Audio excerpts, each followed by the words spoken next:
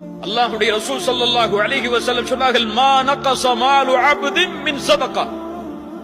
ஒரு அடியான் கொடுக்கக்கூடிய சதக்காவுடைய செல்வம் ஒருபோதும் குறையாது, ஒருபோதும் குறையாது. எப்படி குறையாது? ரசூலுல்லாஹி ஸல்லல்லாஹு அலைஹி வஸல்லம் அவர்களுடைய வீட்டில் ஒரு முறை ஆடு அறுக்கிறார்கள். இரவுடைய நேரத்தில் ரசூலுல்லாஹி ஆயிஷா রাদিয়াল্লাহு அன்ஹா இடத்தில் வந்து கேட்கிறார்கள், ஆயிஷா, அந்த ஆட்டில் எது மிஞ்சியது?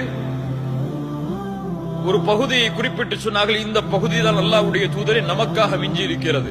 ரசூலுல்லாஹி ஸல்லல்லாஹு அலைஹி வஸல்லம் சொன்னார்கள், ஆயிஷா, இது அல்ல எமக்கு மிஞ்சியது, எதை நாம் கொடுத்தோமோ அதுதான் மிஞ்சியது.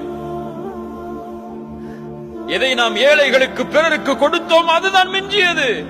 இது நாம் சாப்பிட்டு முடிப்பது. அல்லாஹ் அக்பர். ஒரு 2 ரியால் 3 ரியால் கொடுத்தாலே உள்ளத்துல அப்படியே ஒரு கஷ்டம் வந்துடும். கொடுத்துட்டோமே. சுப்ஹானல்லாஹ்.